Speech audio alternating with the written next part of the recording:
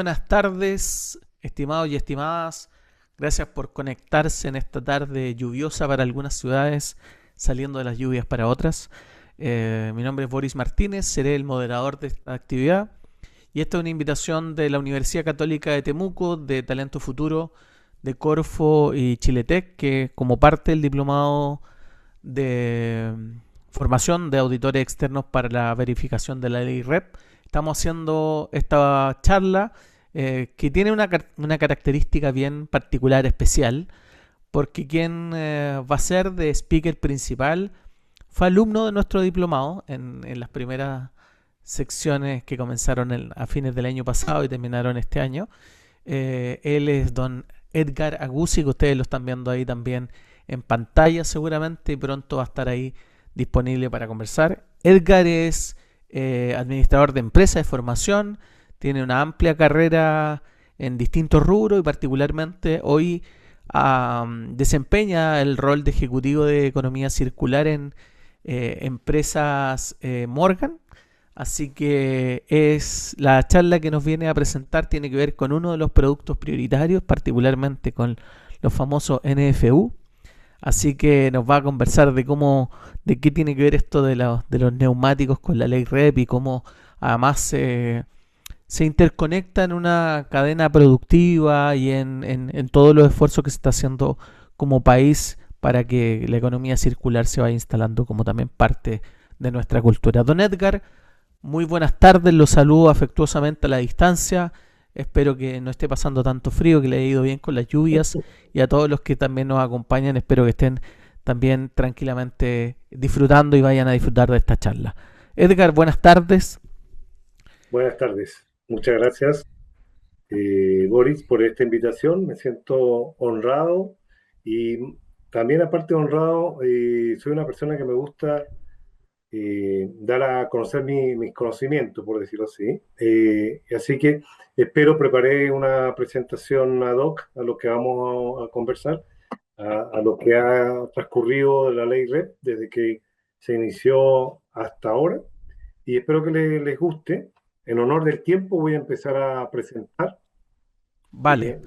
Un Sí, sí, segundo. déjame robarte solo 30 segundos para comentarle a todos quienes están presentes que en ¿Ya? las funcionalidades de Zoom abajo hay un cuadro para ingresar sus preguntas, que Edgar va a hacer su presentación, que va a durar aproximadamente 35-40 minutos. Luego de eso vamos a hacer una ronda de preguntas. Si va apareciendo durante la presentación alguna duda, déjela en esa cajita que yo voy a ir después moderando la aparición de esas preguntas y se las voy a ir compartiendo a Edgar para que nos ilumine con su conocimiento y su experiencia. Así que no se Muchas olvide, abajo en la cajita de preguntas y respuestas vamos a poder dejar todas las inquietudes que surjan en esta charla. Eso nomás, don Edgar, el micrófono es suyo, el escenario es suyo. Disfruten de la charla y muchas gracias. Ok,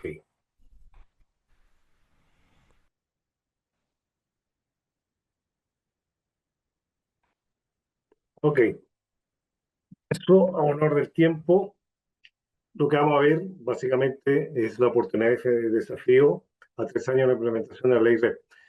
Quise hacer un poco de historia del pasado, que antes que llegara la ley REP, ¿cierto?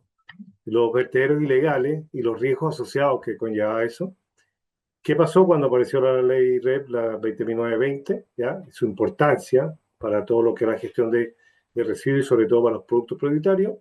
Vamos a hablar un poco del decreto supremo número 8, que sin este decreto la ley queda como, desde mi punto de vista, un poco coja, porque la ley, el decreto supremo 8 lo que hace es rectificar y ayudar a que la ley se cumpla a través de las metas de valorización y recolección, como así algunas otras implicancias, como por ejemplo las multas que se pueden incurrir en caso de que yo como usuario final, consumidor industrial o consumidor final, no cumpla con la ley.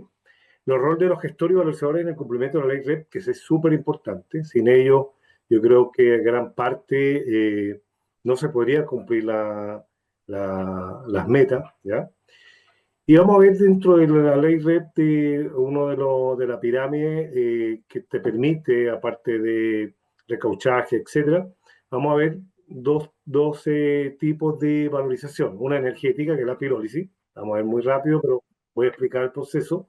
Y el otro es la valorización material, que es la trituración, donde se obtiene el grano del neumático.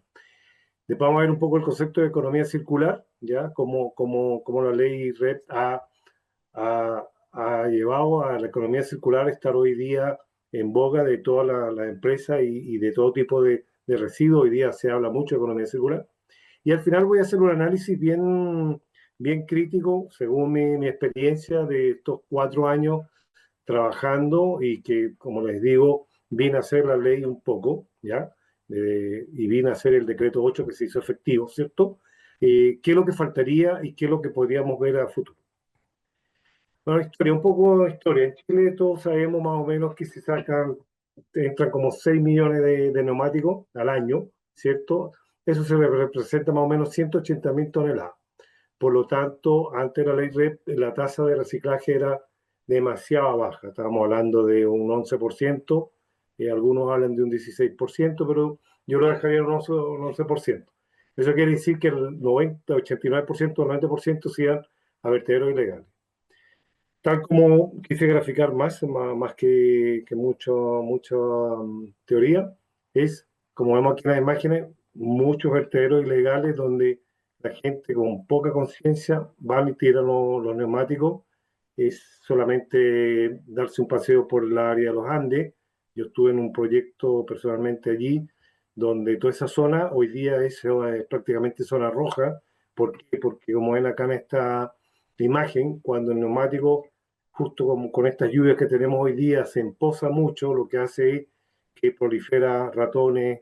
Eh, y hay el mosquito Aedo, que es similar al dengue en otros países como Venezuela, que es muy peligroso para Chile. Por lo tanto, ahí vemos que el tema de los ilegales, eh, eh, estamos hablando que es súper complicado el tema de los vertederos legales. Otra cosa fomenta esto, primero una contaminación ambiental bárbara, como vemos acá, muchos neumáticos tirados en la calle, y segundo, el peligro eminente de incendio, que es complicado. O sea, un neumático cuando se enciende, que no se encienda, ojo, que no se enciende solo, hay que encenderlo, hay que prenderle fuego, tarda muchísimo en poder apagarlo, digamos. De hecho, hace como 2 semanas atrás hubo una empresa en Cerrillos que era un centro de acopio de neumáticos, ¿ya?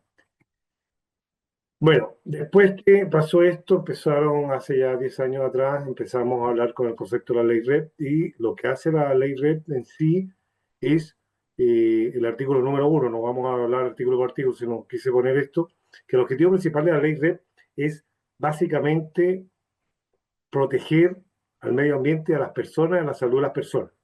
Y eso conlleva a que hace responsable, en este caso por eso se llama ley de responsabilidad extendida al productor, hace responsable al productor, quien es el que ingresa, sea neumáticos, textil o otro tipo de producto prioritario, ¿cierto?, al país, ¿ya?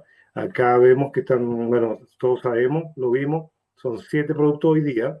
Eso lo puedo ver más adelante, vamos a ver como un avance dentro que ha tenido la ley RED, de meter a textil, que también es, yo creo que también hoy día, la experiencia mía que viajo harto, es una problemática grande el textil en Chile, digamos. O sea, hay fardos y fardos quemándose en Atacama y en Antofagasta, igual que los neumáticos, que hay que ir poco a poco sacando. Pero el objetivo principal de la ley RED es proteger a las personas, ¿ya? Con el objeto de disminuir la generación de residuos y hacer responsable al consumidor final. Eso es todo. Ahora, la ley REP se hizo con un principio, varios principios, son como 6 o 8 principios, pero el principal y el que predomina, por decirlo así, es el que contamina paga. Eso es como yo siempre le digo a los clientes, es como que el que rompe paga, exactamente lo mismo acá, el que contamina paga. Si yo soy usuario final o consumidor final y tengo, no sé, neumático, yo soy responsable de cómo gestionar esos neumáticos y soy responsable también de asumir ese costo. Por lo tanto, somos responsables. Ahora, la otra, en el mismo principio, está el principio de la responsabilidad del generador de un residuo. Tal como lo dice ahí, el generador de un residuo es responsable de este desde que se genera hasta su valorización o eliminación en conformidad a la ley. Quiere decir que tiene un costo ahí. Otro artículo que es la 3 te da muchas definiciones, que no vamos a entrar ahora porque ya lo vimos, pero conceptos claves como consumidor, consumidor industrial, productor, producto prioritario, que es valorización del sistema de gestión. ¿Por qué lo coloco? Porque yo creo que aquí falta algo que la ley o que mucha gente todavía, créanme que a 10 años y a 3 años del decreto número 8, yo me junto con gerentes de área, de divisiones de empresas grandes y ellos no tienen idea de, porque la ley 20.920 puede favorecerle con el artículo 34, que lo vamos a ver, y tampoco tienen idea que ellos son responsables. Ellos se desligan y dicen la responsabilidad es del productor, no es mía. Y están totalmente cometiendo un error. Por lo tanto, la ley lo que hizo, que sacó el artículo 34, donde te habla de las obligaciones de los consumidores y que también favoreció a los consumidores. Lo voy a explicar por qué porque si no hubiese sido ¿cómo se llama esto? Que yo solamente podría eventualmente valorizar mis neumáticos o cualquier otro producto productario, pero hablemos de los neumáticos, con el sistema de gestión. Y eso sería catastrófico porque no tengo alternativas de verlo. Entonces, el artículo 34 te habla de las obligaciones de los consumidores y dentro de eso dice que el consumidor tiene la obligación de entregar los neumáticos fuera de uso a un sistema de gestión. Pero también le da la potestad y lo salva en ese sentido y él puede, para los consumidores industriales, los más grandes, por ejemplo, que íbamos ya hacia el concepto de la gran minería, que él puede ver, valorizar los neumáticos por su propia cuenta. Es decir, puedo eh, contratar a un gestor que esté autorizado, ¿cierto? Y valorizar por mi propia cuenta. Pero sí lo que tengo que hacer, si lo hago por mi propia cuenta, es informar al Ministerio de Medio Ambiente a través del REPSET. ¿Por qué hago hincapié en este artículo? Porque hay mucha gente que todavía como que no lo conoce, ¿ya? Y hay un tema ahí con la gran minería que podríamos estar ahora, pero en grandes rasgos los sistemas de gestiones privados, ojo, no estoy hablando de los colectivos, que son dos cosas. El privado, como un Bridgestone con nombre y apellido, un Michelin, lo que hacen es que amarran al cliente, le mandan, le venden el neumático y después les cobra carísimo y lo dejan como amarrado. Y esto ha costado mucho, por ejemplo, en el caso mío, ha costado mucho de convencer a la gran minería que él tiene otra alternativa para cumplir la ley RED, ¿ya? Así que básicamente por eso quise dar un poco el concepto del artículo 34, para tener claro que yo como consumidor final, yo puedo valorizar mi neumático en este caso por mi cuenta, lo único que tengo que decirle al Ministerio del Medio Ambiente, yo lo voy a valorizar y voy a valorizar 20, 30, 100 toneladas. Ahora, una vez que salió la ley RED, yo creo que sola está bien, ayudó un poco, pero para mí el complemento ideal y que vino a reforzar un poco el concepto de la ley RED fue el decreto 8. Y básicamente todos sabemos, pero vamos a repasarlo, el decreto 8 es el quien fija las metas tanto de la categoría A como categoría B, llámese categoría A menor a 45, ¿ya? Para no entrar en, como sale la ley, que excepción 41 es nada, menor a 45 es categoría A, mayor a 45 pulgadas es categoría B. Categoría A tiene una meta del 80% de recolección hasta el 2029 y una meta de valorización de 45%. Categoría B la trataron diferente porque es donde está el mayor volumen, o no el mayor volumen, sí, diría el mayor volumen y el mayor tonelaje, ¿ya? Porque son neumáticos que pesan muchísimo, entonces son de la gran minería, por lo tanto allí se dejó tanto la meta de recolección y valorización juntas. Hoy día vamos a al 2026 vamos con una meta del 50%, ¿ya? Se ha aumentado, vamos a verlo más adelante, pero ha funcionado y la gran preocupación que hay hoy día es que a partir del 2027 parte un 75%.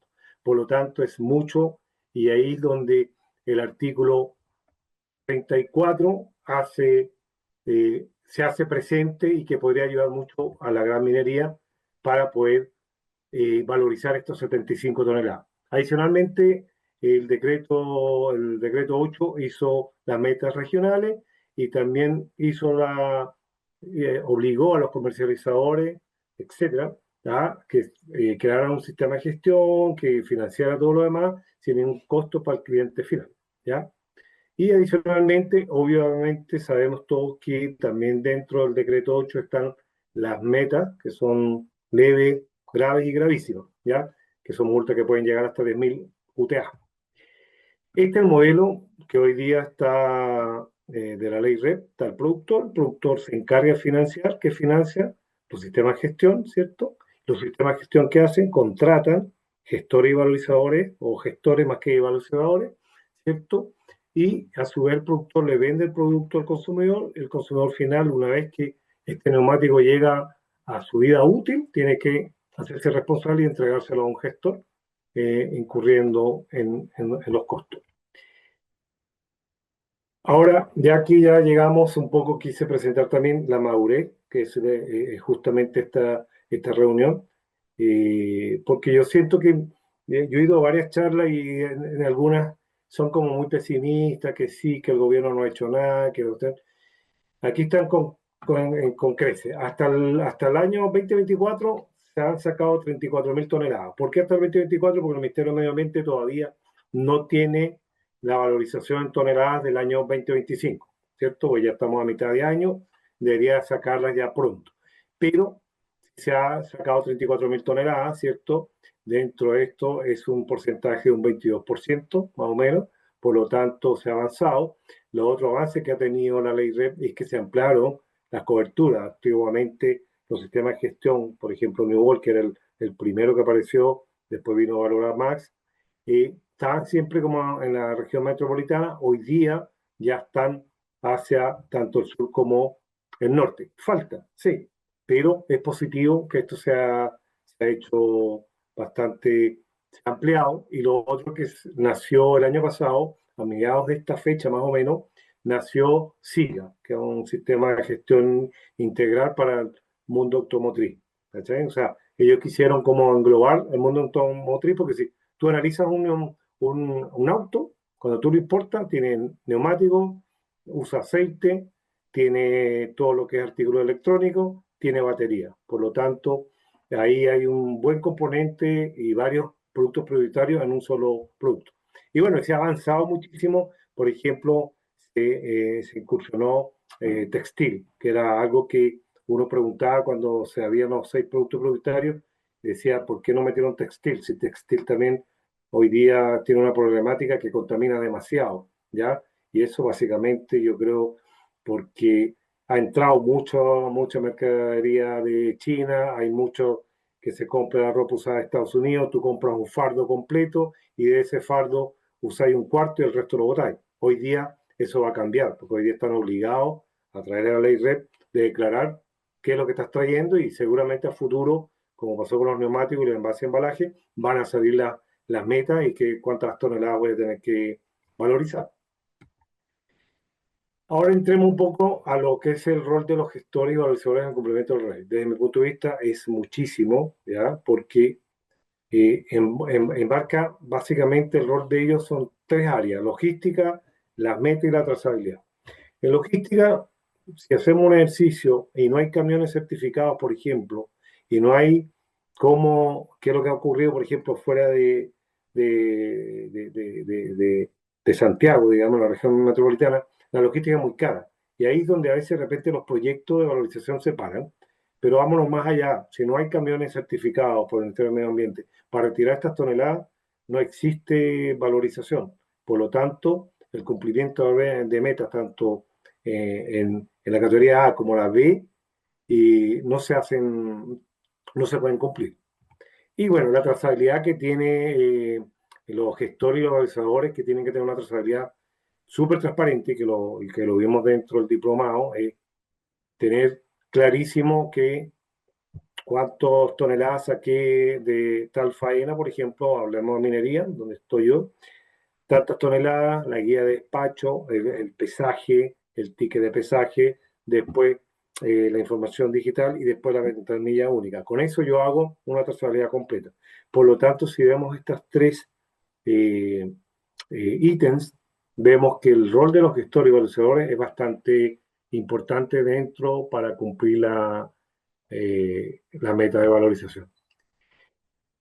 Bueno, antes de que partiera la ley REP estaba solamente, perdón, cuando partió la ley REP, el primero que, mientras que se fue formando fue Newell, después vino Valora Más, y como les decía, SIGA es el último que entró, ¿cierto? Y seguramente a lo mejor va a haber otros más, porque toneladas hay todavía, y hay mucho, mucho por cumplir para el 2030.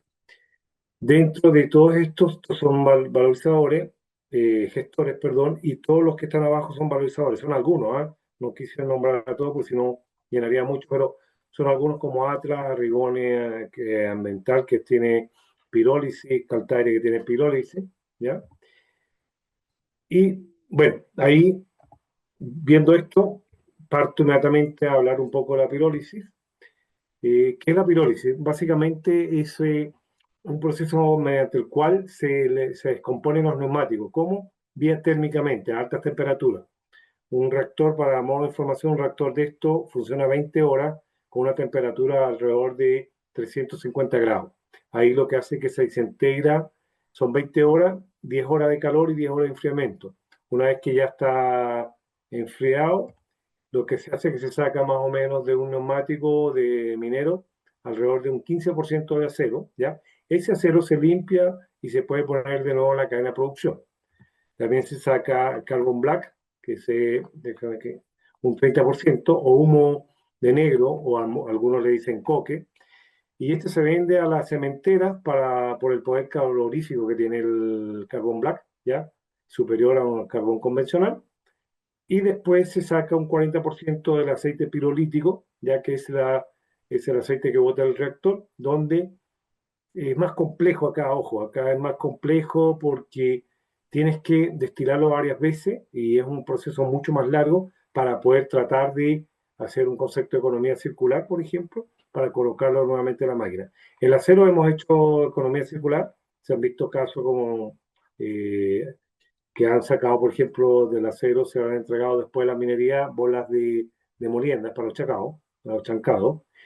Y Carbon Black, como les digo, se vende mucho a la cementera. De hecho, hay cementeras que compran directamente los neumáticos de vehículo menor y camión y los colocan en su proceso productivo. Y hay un 15% que se consume dentro del reactor, ya, que es el mismo proceso. Ahora, la otra valorización que hay es la mecánica, que se llama, ¿ya?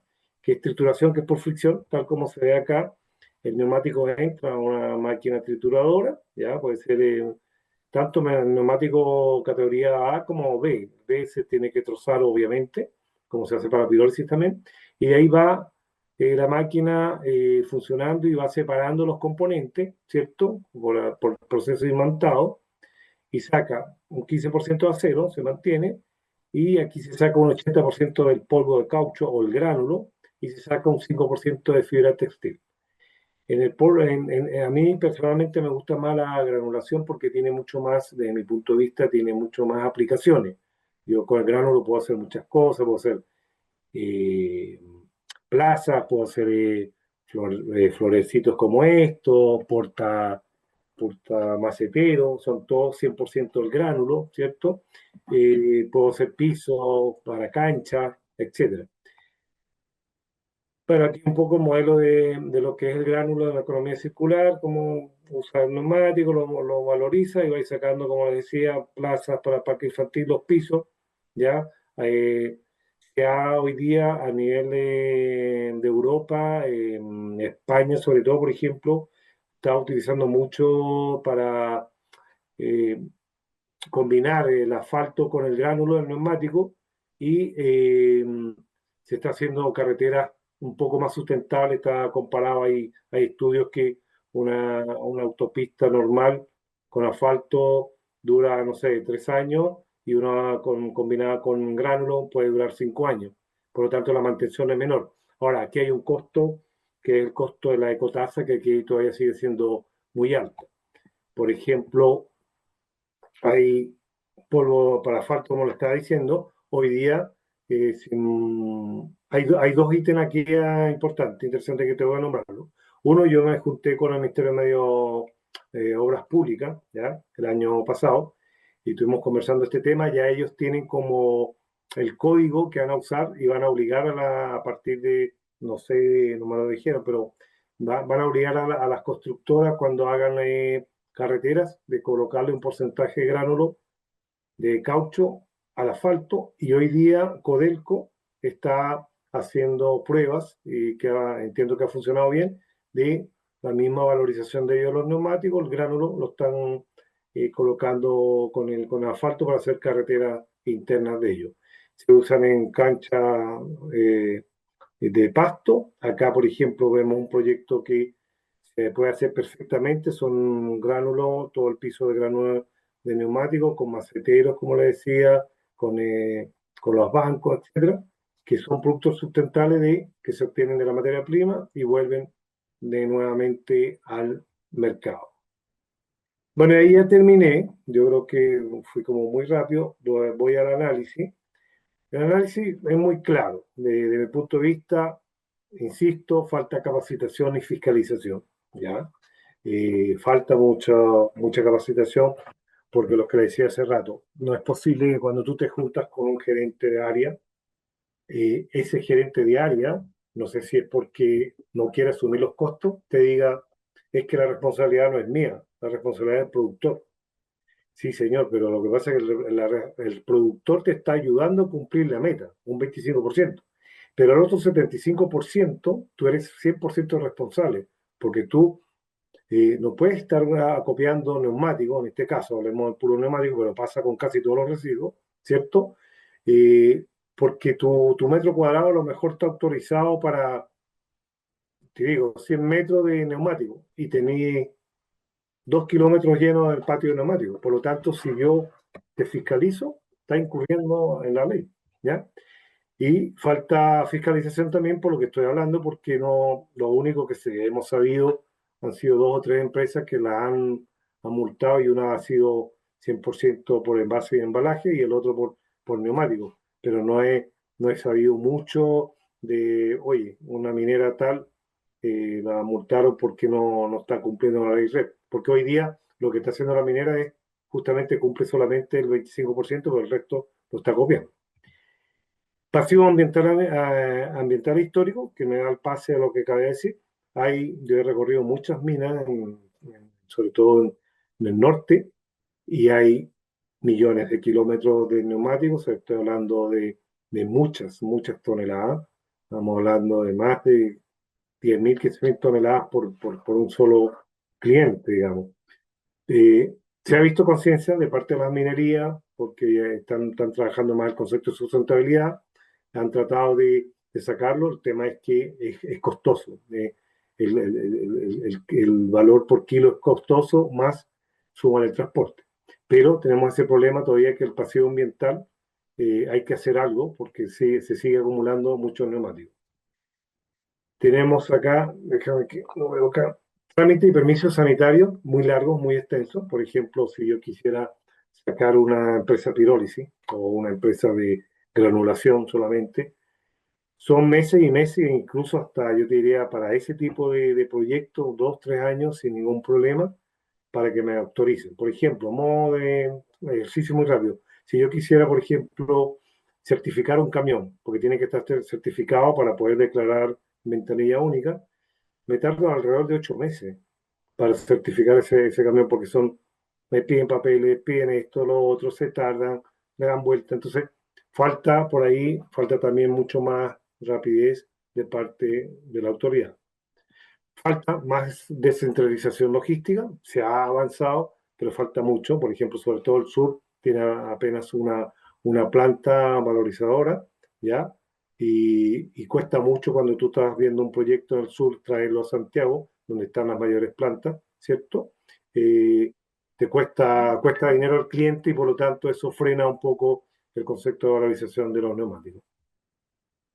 Y para terminar, la capacidad de reciclaje es insuficiente. ¿A qué me refiero a esto? El problema que se ha presentado hoy día es que la mayoría de las empresas valorizadoras, sobre todo por el concepto de pirólisis, tienen capacidad ociosa. ¿A qué me refiero a esto? Que ellos, al no poder vender este subproducto, a no poder vender esta materia prima, como el gránulo o el piroil, ellos lo que hacen es que no reciben más toneladas o más neumáticos, y eso va en contra del cumplimiento de las metas.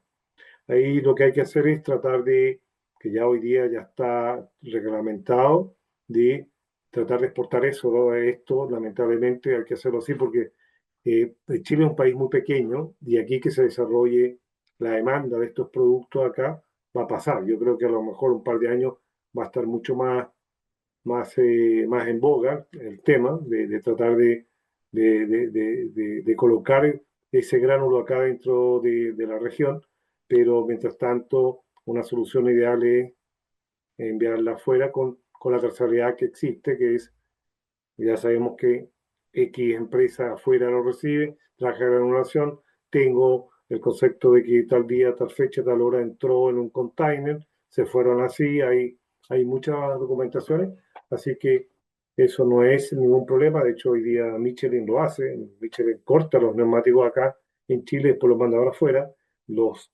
transforma en trituración y los vuelve a convertir para el proceso productivo de los neumáticos. Y eso es, no sé si me extendí de mucho, creo que estuve justo. Boris, no sé si hay Súper preguntas, bien no sé en... Sí, hay preguntas, sí hay preguntas. Estuvo súper bien en el tiempo, 30 y pocos minutos. qué. Así que súper bien. Gracias, Edgar. Hay No, varias preguntas, hay varias preguntas. ya, Hay algunas y te las voy a ir haciendo de a poquito porque para que puedas tener tiempo de contestarlas tranquilamente.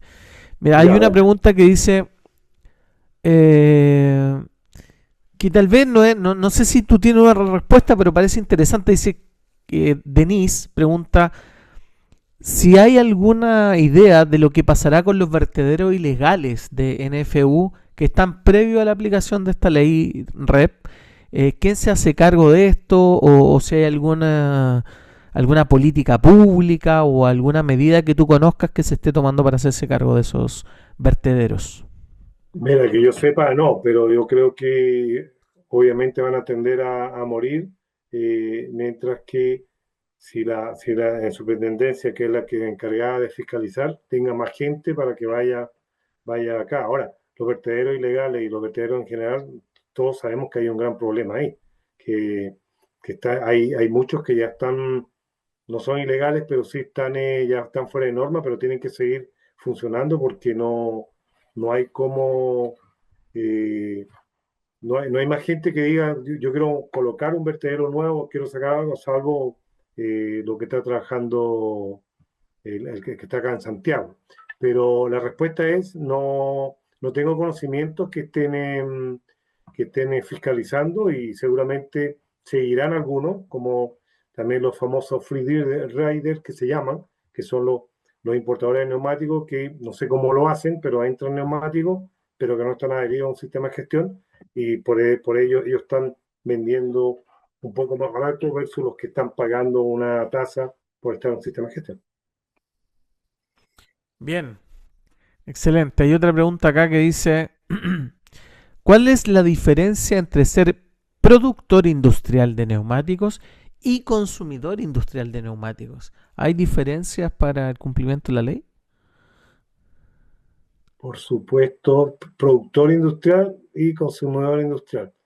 Eh, o sea, si lo llevo a magnitud, el productor industrial tiene, tiene que cumplir una meta mayor que el consumidor industrial. Ambos son consumidores, por lo tanto, ambos son generadores de residuos, y por lo tanto, según la ley y el decreto 8, están obligados a asumir los costos. Pero yo diría que la gran diferencia es que el productor industrial coloca X cantidad y el consumidor industrial esa X cantidad menos uno, o sea, es menor.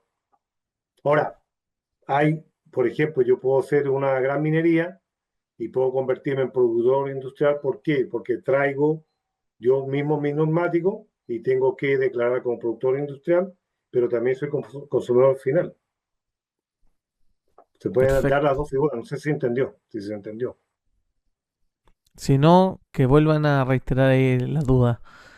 Ya, Eh, Daniela nos pregunta qué tipo de autorización deben tener los camiones para transportar los neumáticos. la autorización de la Seremi, directamente, que están autorizados para residuos no peligrosos, porque el neumático es no peligroso, ¿ya? Entonces tiene que tener de la Seremi, donde en una acta y todo que dice camión tanto o empresa tanto, ponte transporte a Guzzi, suponte que fuera yo, transporte a Guzzi, tiene patente para estos camiones y te nombra el número de patente y todo lo demás, ¿ya? Pero esa es Perfecto. la patente que tiene que tener la Seremi.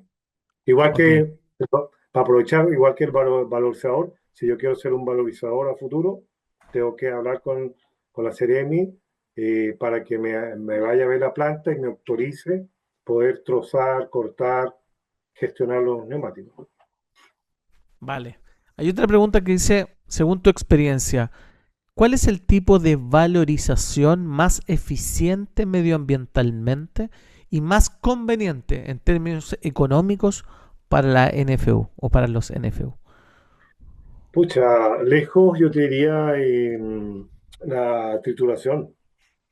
¿Por qué? Porque si lo vemos en inversión, si yo quisiera invertir, tengo menos inversión en una trituración que en una pirólisis. ¿Cachai?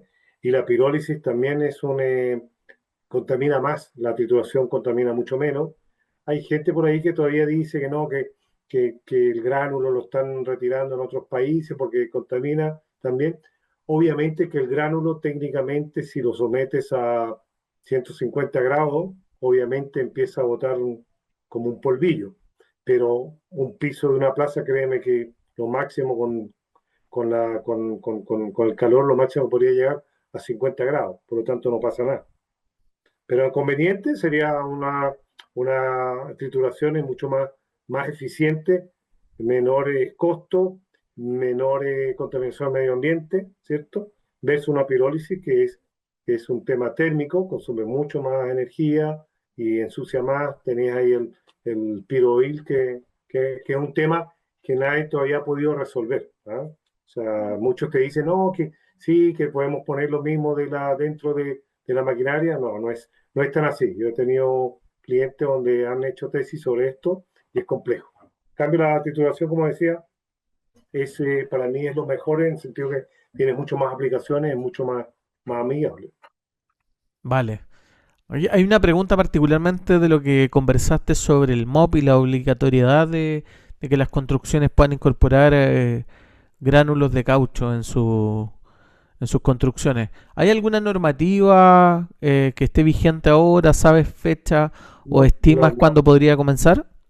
no, porque fue una reunión, con ellos yo me he reunido como dos veces, hace como un par de años atrás, para mostrarle todo este concepto y después el año pasado me volvieron a contactar y estuvimos conversando y les hice la misma pregunta que ustedes. Me dijeron que pronto iba a salir y que ellos, como tal, dicho por el director, que ellos tenían ya un código específico que te iban a obligar a las constructoras a poner un porcentaje del gránulo dentro del asfalto. Perfecto. Sería ideal, sería fantástico porque ahí ya empezaríamos a darle salida acá en Chile y no fuera. Vale. Hay varias preguntas, quedan algunas ahí para No, tranquilo, no... no hay Sí. problema. Vale, mira, hay una pregunta que hace Fernando, que también fue alumno del diplomado, que dice ¿Ya? si conocen nuevas tecnologías que se estén evaluando asociadas al uso de residuos NFU que aún no se estén implementando en Chile. Mira, lo que he estado estudiando yo, sé que en otros países están haciendo ya como bloques para armar casas con el tema de los NFU, pero sí, sí hay varias más aplicaciones. Lo que pasa, lo más sensato el gránulo y como que lo más fácil es lo que se ha masificado más acá en Chile, el tema de los pisos para canchas, para plazas y para jardines infantiles, por ejemplo. Eso se ha sacado harto. Hay una empresa que se llama Muca, que trabaja como partner con nosotros, Nosotros entregamos el gránulo y ellos nos venden a su vez estos productos y nosotros, en el caso nuestro, yo se lo retribuyo al cliente que trabaja conmigo. Perfecto. Hay otra pregunta de Vladimir que nos pregunta, ¿qué deben hacer físicamente los comercializadores de neumáticos con los NFU? Físicamente.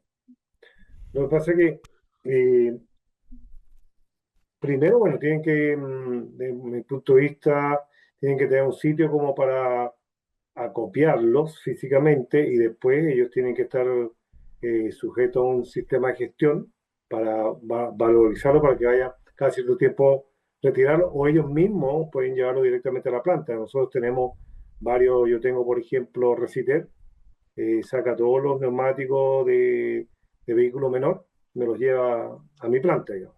Y después yo le facturo y con la factura le entrego un certificado de valorización y ellos con eso hacen su declaración. Pero eso, básicamente eso. Deberían, si pueden gestionarlo por su propia cuenta, como lo dije, o tener un sistema de gestión donde cada cierto tiempo le vayan a retirar esa cantidad de neumáticos para que no estén acopiando allí. Perfecto. Paula nos pregunta respecto a las formas de valorización. ¿Ya? Otras formas de revalorización como las biotecnológicas, por ejemplo, donde mediante bacterias se puede realizar la separación entre caucho y acero. ¿Tendría inconvenientes, esa es la pregunta, para entrar a la cadena de valorización versus las formas tradicionales o convencionales actuales? Ahí le voy a contestar sinceramente. Me, no lo conozco. No puedo responder esa pregunta, ¿cachai? Pero Sí, seguramente, si no está dentro de la pirámide, no podría ser un tema de innovación, de desarrollo a futuro. Pero no, me siento no responder la pregunta. sí, no, está bien, está todo dentro de lo posible. Como sabemos, la ley REPA además es una ley que está en proceso de implementación y tiene algunas cosas Sí, que están por definirse, digamos.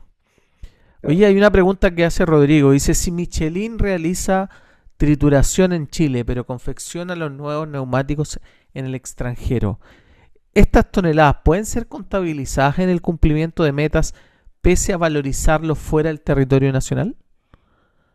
Sí, pues está cumpliendo la ley, porque lo que hace él no es que tritura acá, lo que hace Michelin es que tiene un centro de acopio, corta los neumáticos y los manda afuera. Por lo tanto, es lo mismo que nosotros hacemos. Nosotros cuando el cliente nos yo le saco o le retiro aquí cantidades de toneladas, yo corto, lo mando en un container y eso es parte de lo que están valorizando. ¿Por qué? Porque está la trazabilidad. O sea, ellos pueden decir, el cliente mío, si el Ministerio del Medio Ambiente va y lo visita y dice, ¿a dónde mandaste 500 toneladas? Ah, se lo llevó la gente Morgan. Ya, Morgan, venga para acá, muéstreme qué hizo con los neumáticos. Los trituré y los mandé afuera. Y están declaradas en ventanilla única. Por lo tanto, no hay ninguna pillería o algo ilegal. Estáis cumpliendo con la meta. ¿Cachai? Sí, sí, sí. Sí, Eso es. vale. Oye, hace una otra pregunta Fernando. Dice, ¿hay algún tema que deba gestionarse o que esté en zona gris respecto a la pirólisis y la generación de combustible alternativo respecto a lo autorizado o regulado en Chile por la SEC? Que yo sepa, no, pero insisto, sigue siendo un tema complejo el tema de la pirólisis. Porque, como te digo, tienes que, en el caso del piroil, ¿ya? Hay que destilarlo mucho y tiene muchas etapas que al final se hace complejo para poder usarlo entre las mismas máquinas, ¿cachai? Por eso insisto que a mí me gusta más la trituración, es mucho más amigable y tienes mucho más aplicaciones, por llamarlo así. Perfecto. Creo que ahí estamos con todas las preguntas. Harold pregunta si hay alguna página donde se puedan encontrar a los auditores de la ley REP. Todavía no, probablemente hay un No, no, proyecto ahí en cartera que yo eso, conozco, pero no está todavía en producción, en operación. Así que pronto probablemente, Harold, vamos a tener novedades al respecto. Exacto, no hay. Edgar, Diga, agradezco mucho el tiempo, tu dedicación por esta presentación, además la buena voluntad de compartir tu conocimiento en este día tan frío, agradecerle a todos los que participaron, creo que llegaron más de 50 personas en su minuto, así que muchas gracias, que tengan una buena tarde y Edgar nuevamente un abrazo y gracias por muchas compartir tu gracias. conocimiento. Muchas gracias por invitarme. Que estén muy bien todos, hasta luego.